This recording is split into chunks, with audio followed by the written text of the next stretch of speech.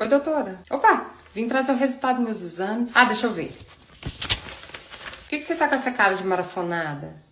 Você foi pesquisar o resultado na internet, né? É, eu fiz isso. Quantas vezes eu já falei pra você? Não é a internet que sabe, sou eu que sei.